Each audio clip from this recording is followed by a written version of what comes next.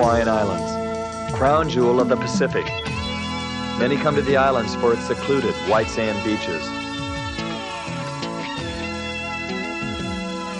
its emerald blue waters, and its lush rolling hills and tropic valleys. For others, it's the lure of the trades, the power of the surf, and the challenge of the most dynamic sport of the 80s.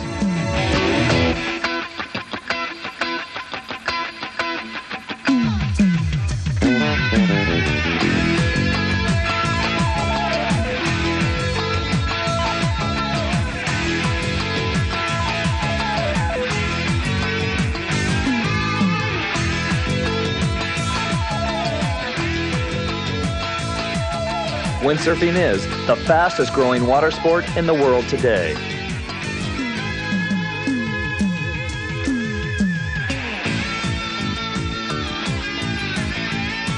Both men and women are attracted to windsurfing, which has a magnetic sensation of speed, the thrills of aerial maneuvers, and the freedom that no other sport can match.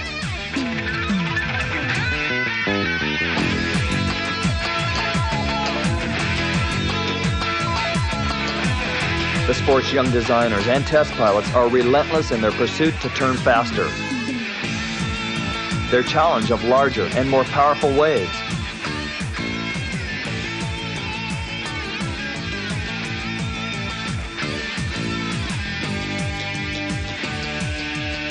Here, they combine the fundamentals of both surfing and sailing.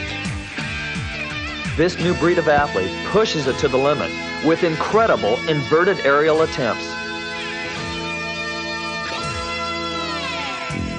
It's the trades, the power, and the challenge. The ultimate windsurfing destination is, without a doubt, Maui. Here on this beautiful island paradise, all the elements come together.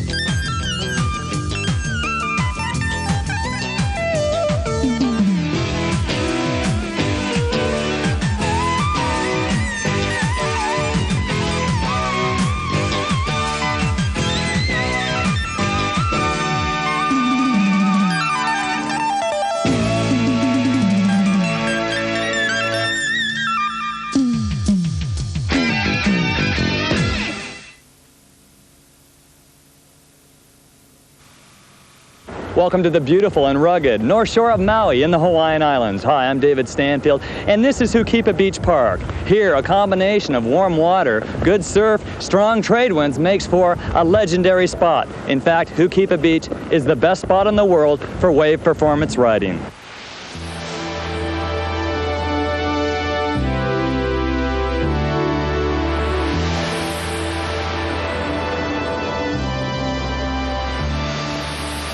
Located 2,397 miles from San Francisco is the island of Maui. Maui is the second largest island in the Hawaiian chain. And towering 10,000 feet up into the clouds is the mighty Haleakala crater. Out where Baldwin Avenue meets the Hana Highway is downtown Paia. This old sugarcane plantation town has become the windsurfing capital of the world. Even the gas station rents sailboards. For tourists on their way to Hana, Hukipa is simply a little beach park with some colorful activity in the water. Hukipa Beach has long been known as one of Maui's finest surfing spots, but for board sailors, the place is Hukipa, which is the ideal location for the Aloha Classic World Wave Sailing Championships, featuring men and women professionals, 148 in all, from 12 different countries. $25,000 in prize money for 2 disciplines of sailing competition, along with a special, one-of-a-kind event. Go for it. First, the slalom competition. 5 staggered buoys placed in and outside the breaker zone. 4-man heats racing a speed contest through the surf.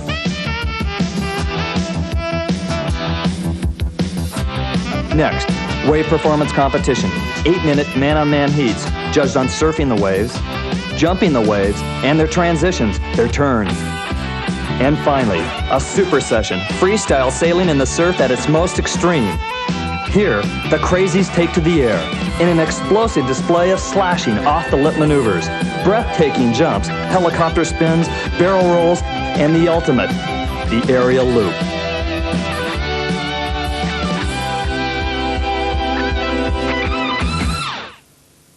This contest has $25,000 in prize money, and although everything is featured around wave performance, the jumping and the riding the waves here at Hukipa, there was a surf slalom. Let's take a look at that action. In any sailboarding competition, prevailing wind conditions represent one of the most important elements to consider. Here at Hukipa, the trade winds blow year-round out of the northeast at an average of 15 to 20 knots, providing ideal conditions for slalom racing. At the Aloha Classic, the slalom course consisted of staggered buoys placed inside and outside the breaker zone. A time countdown from the committee boat has competitors at the staging area closely watching the officials' warning flags, zeroing in on the start line under full power. Right as the green flag appears, the race is on. For the women's surf slalom finals, Northeast trades blew in at 18 to 22 miles per hour with a weak 1 to 2 foot swell. Dana Dawes grabs the lead at the first mark. Squall conditions didn't hinder Dana, as she led from start to finish. She entered the turns wide at the marks, then jibed as close as possible. Here, hooked in on a fast reach, heading to the inside mark. Initiates a perfect turn, and right behind her, Kelbiano. Heading to the last outside mark, Kelby's only chance at overtaking the lead. She tries a downwind line, closer to the mark. Dana to the outside, and she cuts it close and heads to the beach.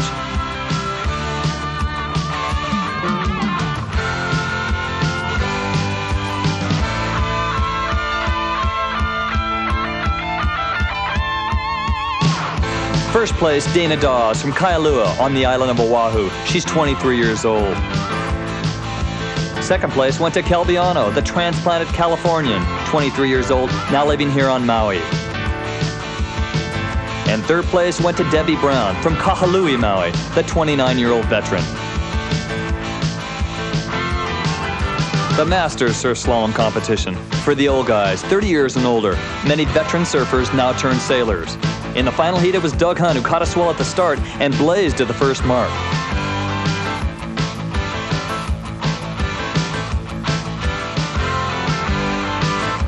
He easily outdistanced and outclassed all the other competitors.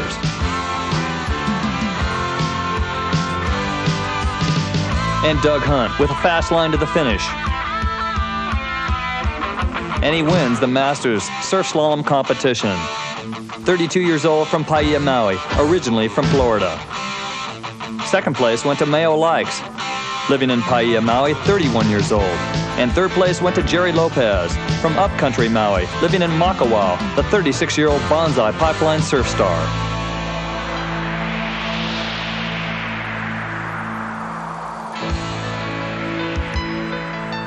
In the men's competition, Chris Appleton and Craig Yester edged out the Australians, Mark Paul and Scott O'Connor, in a wild semi-final heat that saw falls by everyone but Appleton.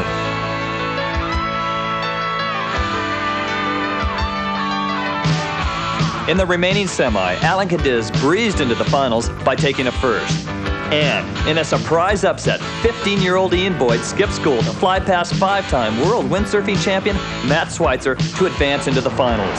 With the winds now gusting to nearly 30 miles per hour, Craig Yester, after falling twice in the semis, decided to go with a smaller sail. Aside from a good start and the right choice of equipment, each competitor has his own ideas on what it'll take to win the event. Chris Appleton's philosophy? It was very simple. Just try not to fall. That's it? Yeah. Well, how do you go fast then? Just hang on and shoot it and hold on. The marks, the jibes, one-handed duck jibes, or it's just too windy, too gusty? Survival jibes. Survival jibes. Yeah. You've got a watch. Are you using the watch on the start? It's critical? Very critical. Explain the start sequence. 3-minute warning, and you get to count down to 0 seconds and hit the line on a plane at 0. First one to the mark usually wins, right? First one over the line wins. First one over the line. Yeah. For Ian Boyd, he had to do something above and beyond the call of duty. Yeah, I go to school, but I'm not today. You're going into the finals. You know your competition. What are you going to do? What's it going to take to win? It's going to take smooth, fast drives and just a fast straightaway and just try to keep control, basically. This is going to be the biggest race of your life? Yeah, I'm going to try to go for it and do the best I can. Alan Cadiz, well, he's been looking to this event for months. I spent a lot of time training on this equipment the last 3 weeks. And every day, when people sailing their waveboards, I've been sailing my slalom board, and just the extra effort has paid off. Any tricks for the finals? Just get a good start and be conservative when I get in front. And just keep the board in the water. In the men's slalom final, it's a 4-man heat race with 23-year-old Craig Yester from Haleiwa, Oahu. From Paia, Maui, sailing on the Tiga team, 23-year-old Alan Cadiz. From Kauai, Maui, the 24-year-old first-year pro Chris Appleton. And rounding out the field is the 15-year-old surprise upstart, one of the Kihei kids, Ian Boyd. And the men's slalom final. Green flags up, the race is on. Alan Cadiz, furthest one upwind. And dropping into 4th place, the less experienced Ian Boyd.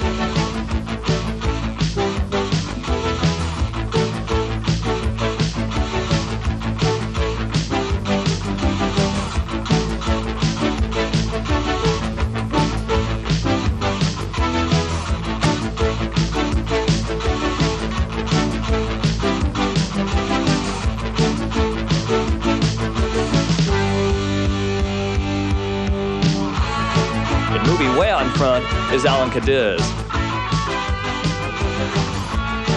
And there's Craig Yester, followed by Chris Appleton. And Ian Boyd getting some air.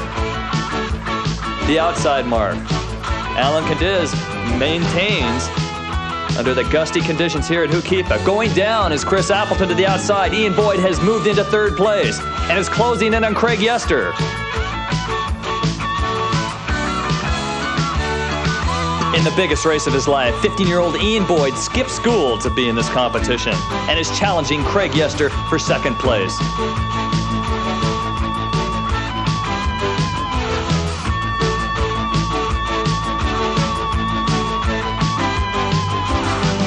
On the inside mark, it's Yester. Yester goes down. Here comes Ian Boyd.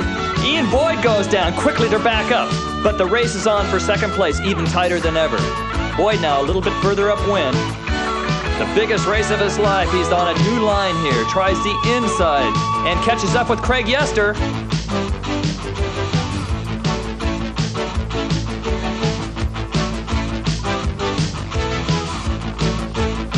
And this is Alan Cadiz, his last outside mark, heading for home. Hooked in on a fast reach.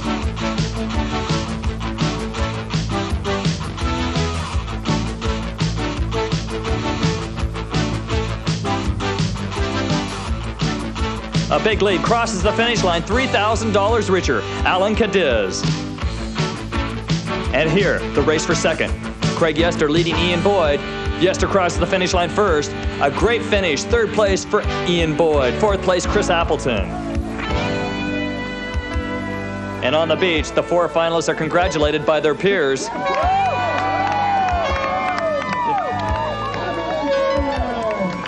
We talked to a confident Alan Cadiz who predicted this win. You predicted it. How were you so confident? Well, I had trained a lot. That was the key. And anything less than 1st would have just been heartbreaking. Your feeling coming into the 1st mark, it was so tight, so many people right around you. Did you feel any pressure? Yeah, well, once I had broken away, I felt good. And then the 1st turn, I felt really good. I buried my board deep in the water and it just held in, and I came away really good. At that point, I was confident that all I had to do was keep the board in the water, and I'd have it. Going for the overall title, your thoughts on the last heat? Well, it's pretty windy out there. That last heat was the first time I used a wave sail. Alan was using a racing sail, and that might have been the difference, but it was just hard to hold on. I just wanted to hold on out there. So 2nd in the slalom, and hopefully I'll get 1st in the waves. And be good. Just got to watch out for Alan. Good luck. All right, thanks. For young Ian Boyd, it's a new profession and a $900 payday. So you are a professional at the age of 15? Yeah, I am now. At the end of 3 days of competition, the Aloha Classic continues. Coming up next, exciting wave performance competition.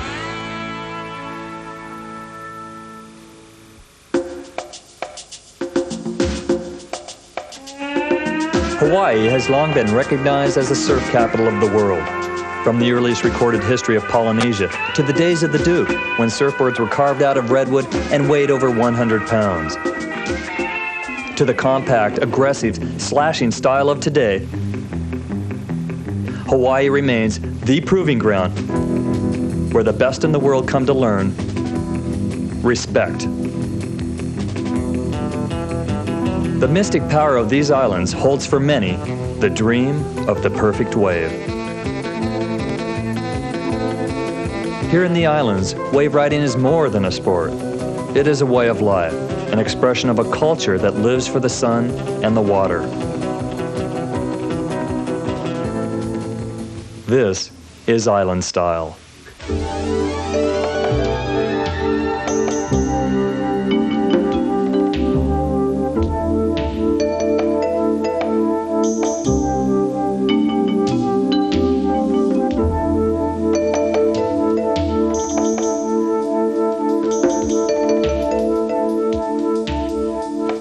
And, as a natural extension of that style, windsurfing uniquely combines the raw power of surfing with the added dimension of harnessing the wind. Surfer, sailor, and inventor of the sport, Oneill Schweitzer, explains how it all came about. In sailing, it's a big hassle, and surfing, you know, it's rarely good, and when it's good, it's very crowded.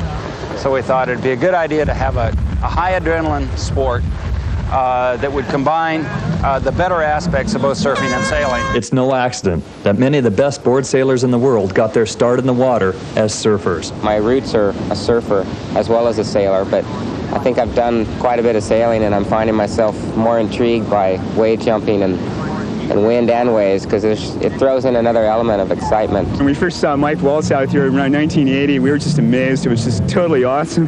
And at first, we were just blown away by it all. You know, then a few years later, it got so crowded, a lot of us surfers started really resenting the windsurfers out there. And then finally, we just joined them. Now all the best windsurfers at your Cape are all out there shredding your Cape on sailboards. On both the amateur and professional levels, women have taken to the sport in a very big way. Matt Schweitzer shared these thoughts. Big days and good wind, you see some of the women and they're doing just as well as the men. I mean, maybe not quite as aggressive, but you know, it's great to see them out there. Mike Waltz, one of the best in the world, shared similar views. Are they adding to the sport? Oh yeah, women are definitely. There's, especially in Hawaii, there's a good 30 women who sail regularly all the time. And with the women, there's about a dozen of them that are all right there. At this time, I think any of them could win a contest. Kelbiano, one of the top women board sailors, is enthusiastic about women in the sport. I started out, I didn't know how to sail or surf, and I just got into it 6 years ago, but I've come a long ways from 6 years, and I encourage any girl to get into it. It's like a natural sport for women. Many sailboard instructors say that women pick up the sport faster than most men. When you first start windsurfing, a man will type to struggle and power it with this muscle, where a woman will more finesse, and you know, she listens to you more. I've taught hundreds of people, and women always seem to learn a lot better than men. It's so easy to learn. I learned easily. I mean, it wasn't like a big thing. It was frustrating at first, but it just comes in time and practice. You know, you'd have to practice to make perfect. What's it take to be one of the best in the sport? Dana Dawes had a very simple answer. Buy a car, get a dog, and live in Hawaii. And day 4 brought the women back into the water for the wave competition, where we saw some outstanding performances by many of the women. But the gusty conditions at Hukipa didn't make it easy. Kelbiano gave us an idea what it would take. It's so windy that it's survival out there. So we just try to do whatever we can to get jumps, transitions, and wave ride as best we can. Just to keep calm, keep consistent, you know, try not to fall, but just try to be as smooth as you can. And whoever stands out and is up is going to win the contest. Lorraine McClay came face to face with Janie Hunt in the final rounds of the women's wave performance competition. We've had 60 elimination heats thus far, and out of the 23 finalists, 4 talented women have survived. Both competitors had some coaching on the beach before this heat. Watching Janie Hunt's performance closely was their coach and husband, Doug Hunt, who offered some sound advice. My wife and I are both in competition out here today, and I just try to give her some competition strategy, what to do, how to get that little winning advantage point. Janie Hunt heads out through the surf, trying to score points by jumping off the tops of the waves. Meanwhile, Lorraine McClay trying to score points riding the waves.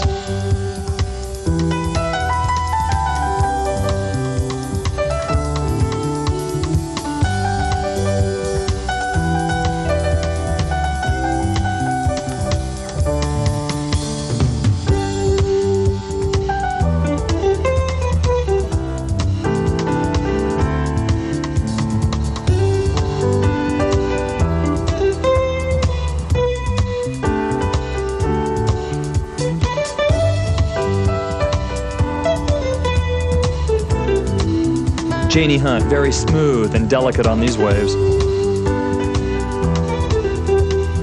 A radical and aggressive style for Lorraine McClay. Oh, and she goes down. Her mast hits the reef. Her rig is intact. The mast isn't broken. Now it is critical for a quick water start. And Lorraine McClay is one of the best at water starting here at Hukipa. She's up. Now, does she have the speed to make it over this outside wave? She does. She pops up and over.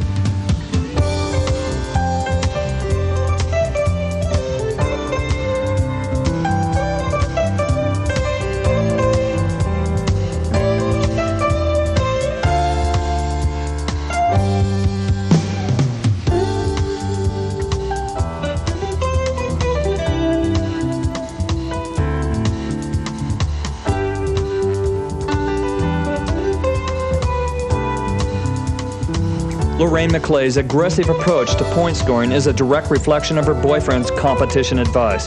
Here's what David Daly, also a competitor, told Lorraine. The bottom line is to stay within the surf zone, try to get as many waves as possible, jump as much as you can, get jumps off of anything because they all count for points, and just ride the waves the best you can and try and make the mistakes as little as possible. And if you see an area to go for it, go for it. Not afraid to take chances, Lorraine McClay rips and tears down the face of these waves at Hukipa. Taking chances is all a part of the game, and she does that. The heat is over with. They come ashore.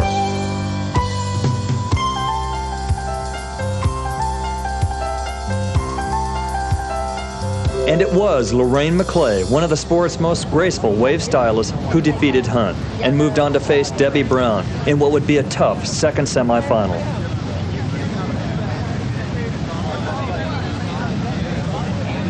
As Lorraine tried to loosen up before the next heat, we had a chance to examine just how wave performance events are scored.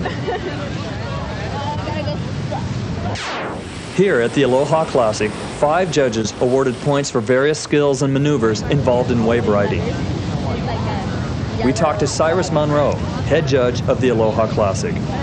Cyrus, how do you judge a wave performance contest? Okay, we have the 3 categories. 1, transitions, 2, wave riding, and 3, jumping.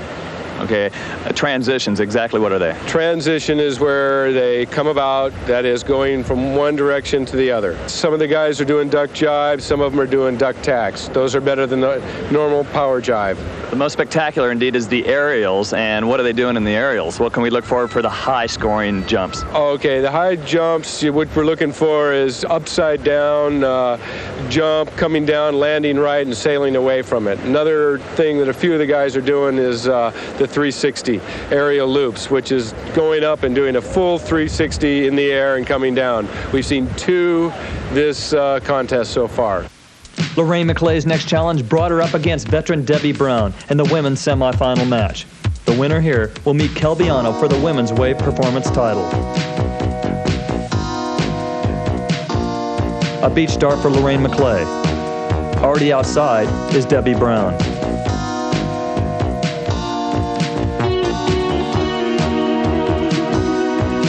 A quick transition and she picks up the first wave.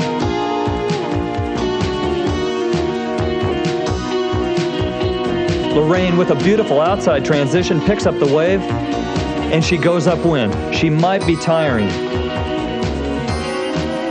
Submarines are board and goes down.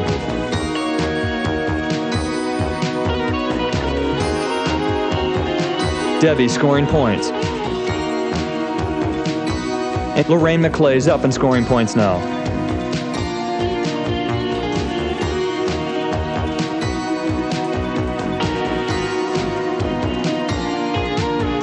Debbie Brown with one of the biggest waves of the heat.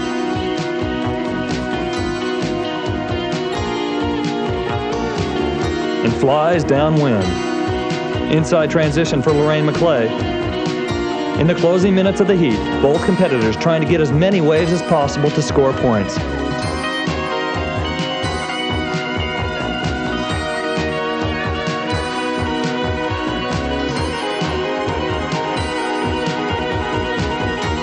As both hit the beach, Debbie was clearly pleased. Obviously overworked from her previous heats, Lorraine was outmatched by the powerful performance of Debbie Brown. We talked to Lorraine afterward. A strong third overall in the wave performance. Tell us, what were you concentrating on? What was David telling you to do out there? What were the tricks? Well, he said I was doing fine. I just had to stay upwind just because, you know, the waves downwind weren't as long. But it was so windy that you could barely, you know, do one turn, and you were so overpowered from just that one turn that I was exhausted. By this time I'm exhausted, so to go into another turn, it's just... In the women's wave performance final, it was undefeated Kelbiano who faced seasoned pro Debbie Brown. We talked to Kelby, who had mixed emotions before the finals. Competing against Debbie is really, really hard. I mean, we're both so competitive against each other, but we're still such good friends. So whoever gets first, whoever gets second, that's okay.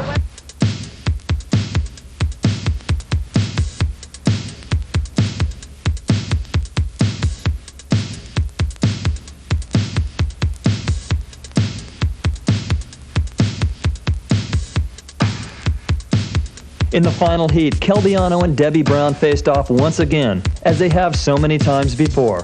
They displayed the confident style and grace that has become the standard in women's wave performance competition.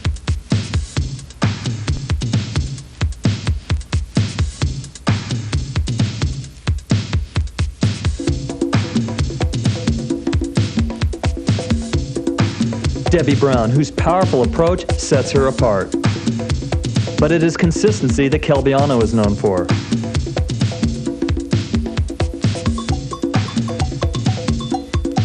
Debbie takes chances, a tremendously aggressive sailor. On the other hand, Kelby is consistent with a minimum amount of mistakes.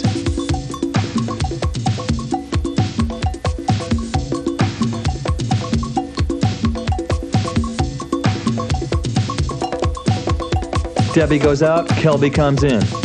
Debbie gets some great air, while Kelby does a great transition and picks up a wave.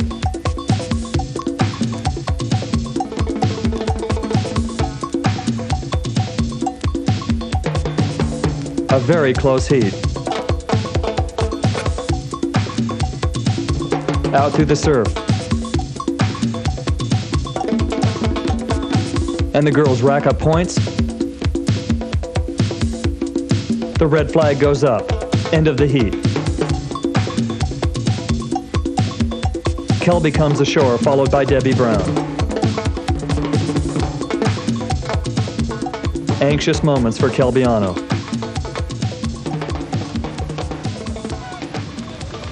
Kelby nervously reflects on her performance.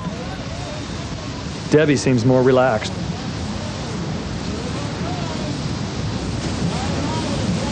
Kelby heads to the officials' tent to wait for the results. The judges tabulate the scores. And your winner is Kelbiano. First in wave performance, second in slalom, Kelbiano becomes the women's overall champion. We talked with Kelby afterward.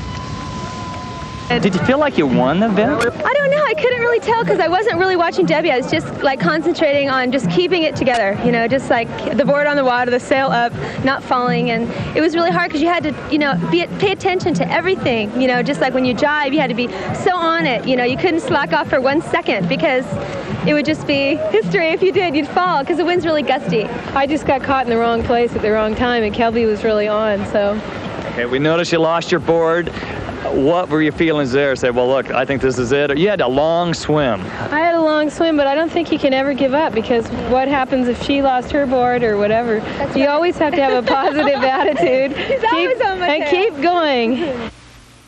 In the women's division, the winner was Kelbiano. Second place went to Debbie Brown, and third place to Lorraine McClay. The following day, with the winds gusting to 25 knots and a mast-high west swell pumping in at 8 to 10 feet, the Masters took to the waves. We had a chance to talk to Doug Hunt before the competition. Well, the winds are just about a little bit less than normal here, so we're using like 50 square foot sails, but sometimes you have to do that when the waves get big because the wind lightens up. I would say in a couple of days there won't be much wind at all. It'll be perfect for surfing. But in what turned out to be the best conditions of the Aloha Classic, a frustrated Robin Cortez from Kailua, Oahu was shut down twice by Doug Hunt in both the quarter and semifinals. Even though Cortez put in one of the finest performances of the day, he could not sail an impressive Doug Hunt. Hunt's high-flying aerial act, along with his superb outside transitions and consistent wave selection, easily moved him into the second semifinal.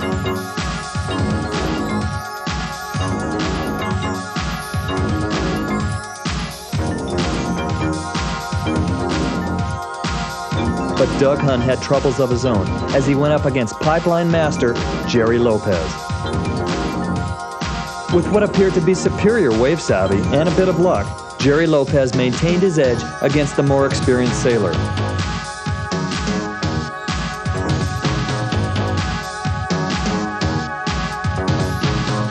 The Lopez victory forced Hunt into the loser's bracket to fight his way back into the finals. And Doug Hunt did come back. The head-to-head competition between he and Lopez continued into the finals. Doug talked about his strategy before the first heat of the finals. I don't know if you saw our last launch, but Jerry was in the same heat as myself as we're coming up the winner's bracket. And I got outside first and got my choice of the first wave before he did. So I think that's a lot of the strategy. And of course, the ability to get out through these big waves, knowing when to jive and when to keep going for it, is a really good technique to develop here. And hopefully my technique's better than Jerry's through my, I have more years of sailing than Jerry does. In the Masters Wave Performance Competition, it was Doug Hunt who set out once again against Jerry Lopez in the first heat of the double elimination finals.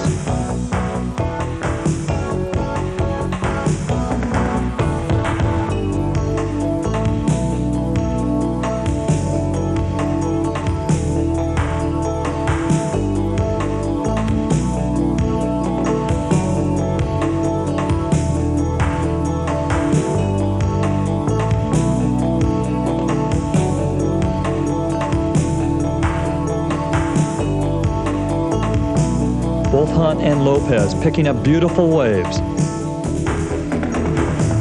and scoring points on jumps as they head out through the surf.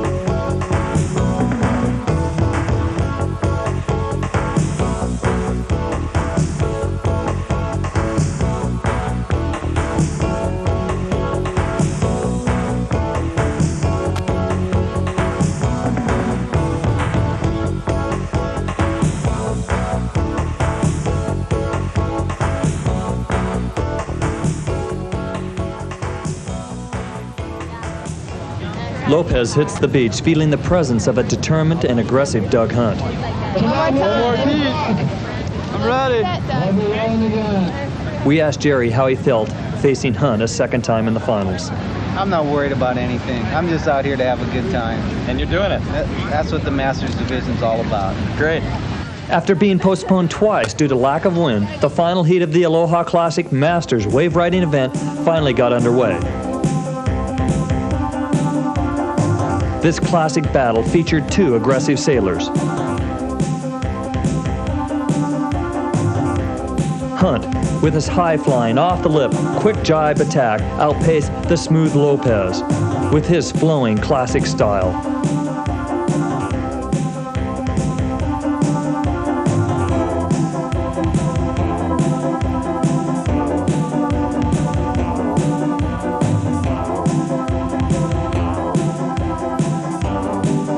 The turning point came when Lopez got caught inside, allowing Hunt to rack up the points.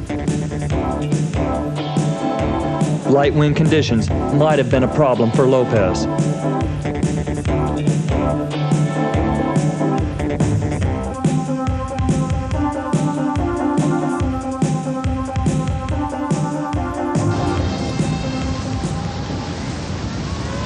Back on the beach, we asked Doug if he was watching Jerry. Yeah, I was definitely looking for Lopez. You know, I go, did he get eaten? Did he get eaten? Then I finally see him starting way up the beach. I was already outside the surf line. He was inside the surf line, so I think I had a strategy on him. Did you pick the right sail before you went out? Was everything perfect for you? I could have used a bigger one, but I'm glad I did take a larger one than what I used in the warm-up heat. In the warm-up heat, I used a 45 square footer, and then out there I used my 50 Neil Price. Congratulations, winning the slalom, winning the Masters event here in wave performance. Doug Hunt, the overall champion, Master Division, the Aloha Classic in 1985. Don Johnson, eat your heart out, buddy. The overall Aloha Classic Masters champion, Doug Hunt.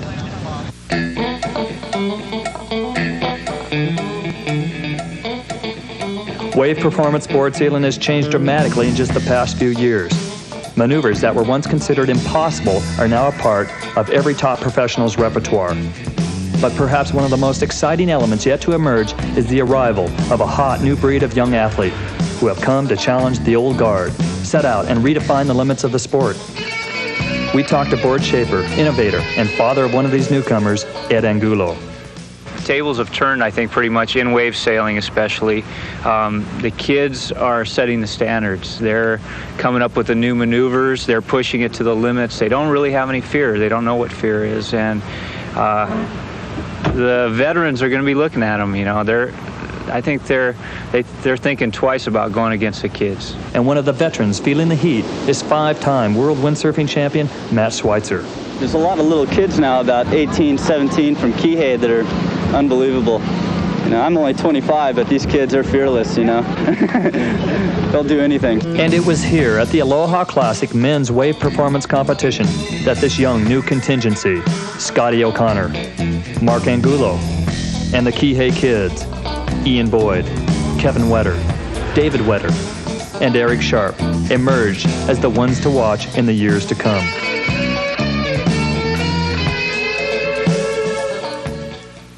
Good conditions once again prevailed as the trades blew out of the northeast at 15 to 20 knots, with waves averaging 3 to 5 feet out of the northwest. A field of 32 out of 85 competitors advanced into the final rounds, and as expected, the young competitors made a lasting impression on the vets by taking 10 of the 32 slots. Their fearless approach to wave riding seemed to announce, "Look out." Kihei kids, Eric Sharp,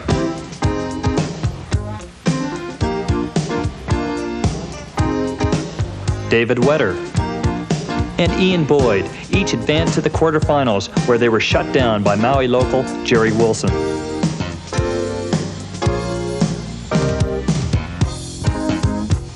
And legendary Hukipa wave sailor Mike Waltz. But not before knocking off some of the sport's top professionals, including five-time world windsurfing champion Matt Schweitzer. Sail designer Dave Ezzi, seasoned veteran and another sail designer Malta Zimmer, and top Australian professional Mark Paul. Mark Angulo, however, remained undefeated and moved into the semis where he faced a tough, unbeaten Alan Cadiz. Cadiz proved to be too much for the young Angulo, forcing him into the losers bracket. Mike Waltz, after losing to Angulo earlier, was forced to fight his way back through the losers bracket, where he faced style master Craig Yester. Waltz, always a tough competitor, defeated Yester, setting up a grudge match against Angulo and a shot at Alan Cadiz and the title. In one of the hottest battles of the contest, it was anybody's game as Mike Waltz and Mark Angulo went head-to-head.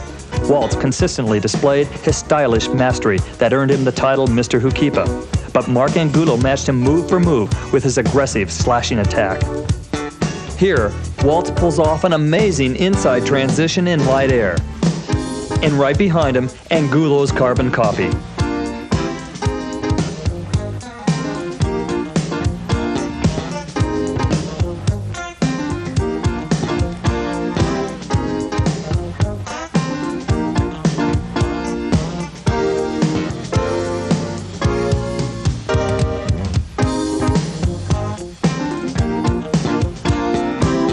But in the end, it was Mike Waltz, Mr. Hukipa, who would face the seemingly unstoppable Alan Cadiz.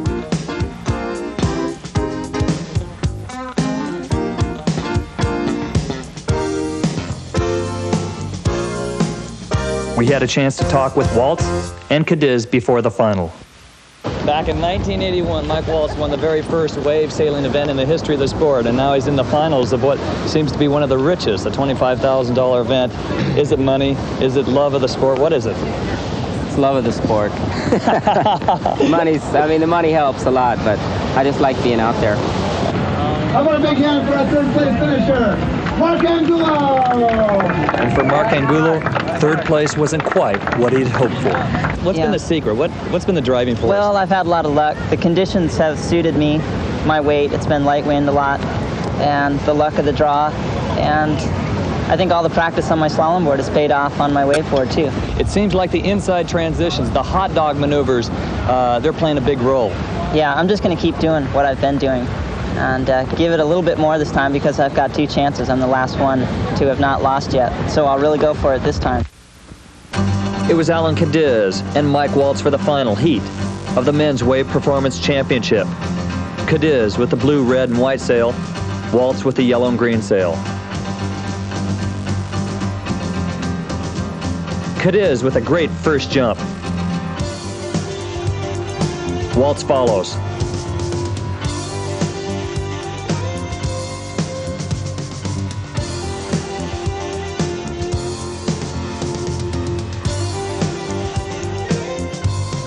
The undefeated Cadiz, with a 1-heat advantage, forced Waltz to go for broke.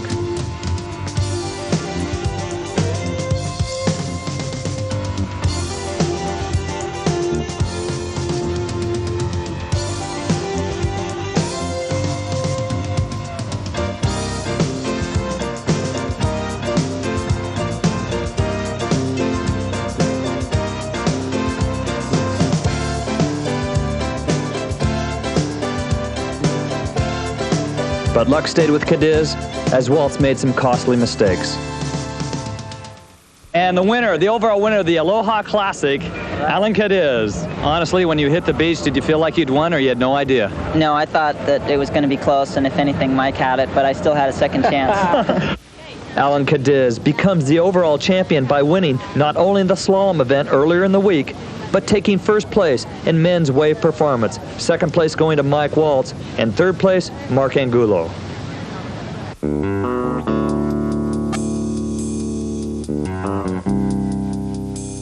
Today's top board sailing professionals take their sport and equipment seriously. The priorities are clear. Often, it doesn't matter how you get to the beach, but what you've got to work with once you get there. On a very basic level, a board sailing rig is made up of 3 main elements: the board, the fin system, and the sail assembly, which is comprised of the sail, mast, booms, and universal mount. As with any sport of a technical nature, board sailing has prospered from rapid advances in equipment design. We asked Ed Angulo, one of the key players on the cutting edge, about some of the changes. Boards, I think, made the first change. They progressed rapidly. They got a lot of ideas from surfboards. That was the first thing. The sails kind of stayed a little behind, but the big changes now, I believe, are leaning towards better sail development, more efficient sails that are maybe lighter weight. The sail designers are really coming on. I think that is kind of the emphasis right now. A sail can be thought of much like the wing of a hang glider. It is the major element that, when combined with the force of the wind, propels the craft forward. Sails are made in many different sizes and designs. Depending on the given wind conditions, the size of the sail, along with its design, will determine its effectiveness in specific conditions. This is especially true in competition. Often, it is the choice of the sail that will determine a competitor's success during a heat. In light wind conditions, a larger sail is the call. But in high wind conditions, an oversized sail can spell disaster for the competitor. One area where sail design plays an essential role is in the fastest growing discipline in board sailing today, speed sailing.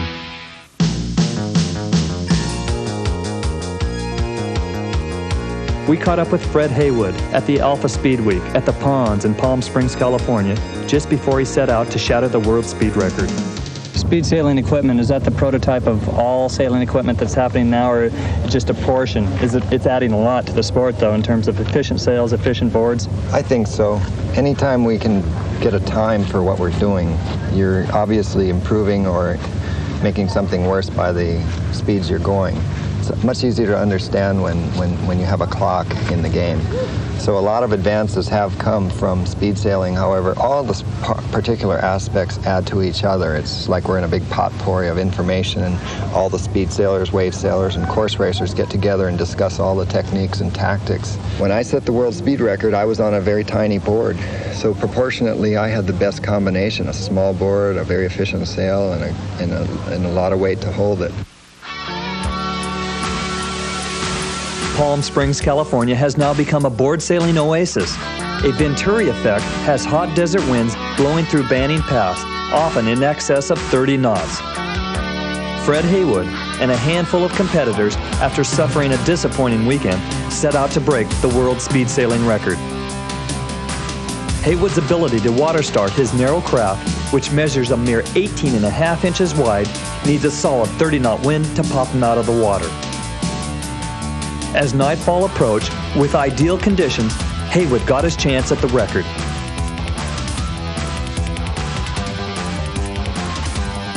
The Maui board sailor clocked the 100-meter dash in just under 6 seconds, finally reaching a speed of 32.81 knots, an unbelievable 38.91 miles per hour.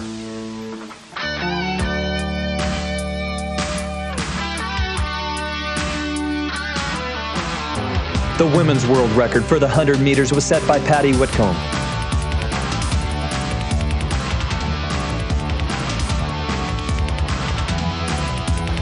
The 35-year-old Whitcomb, also from Maui, a neighbor of Fred Haywood, hooked in and held on in perfect form and became the fastest woman in the world by clocking a 30.295 run. That's over 34 miles per hour. Also at the ponds, we had a chance to check out a new toy on the equipment scene, Richard White's launch ramp. Designed for flat water situations, this floating scrub brush simulates the thrill of wave jumping aerials. The ramp is basically just another development in the sport. You know, it's continuing on. It's a natural progression to think of jumping on flat water, turning flat water lakes into three-dimensional playgrounds, basically.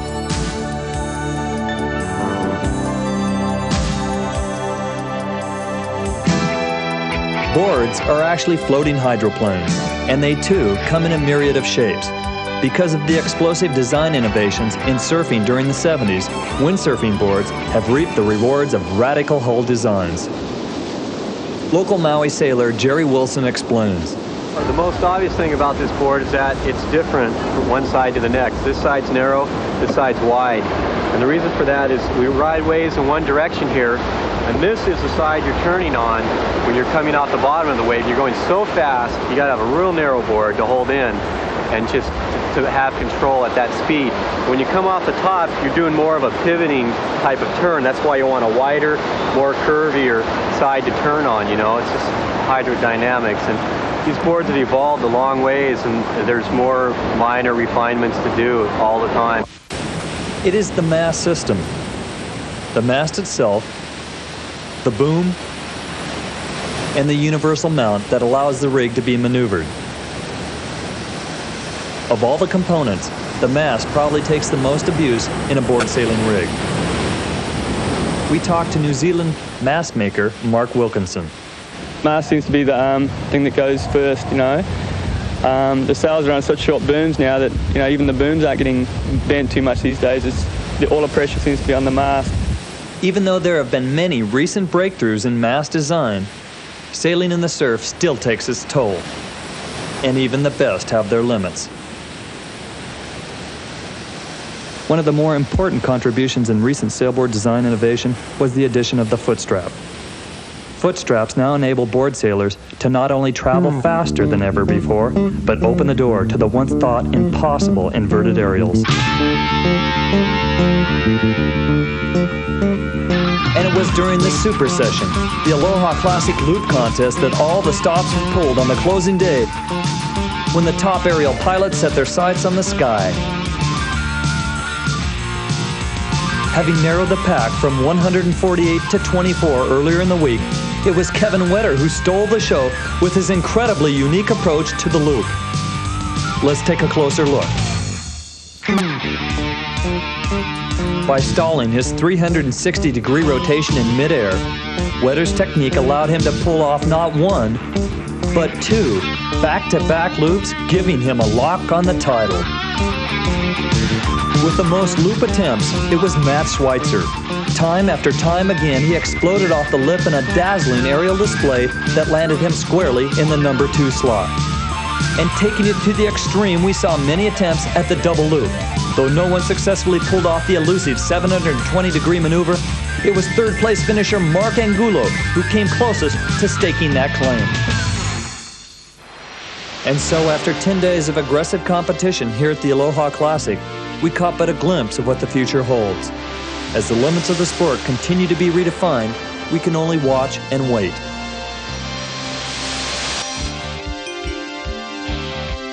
Until next year, aloha.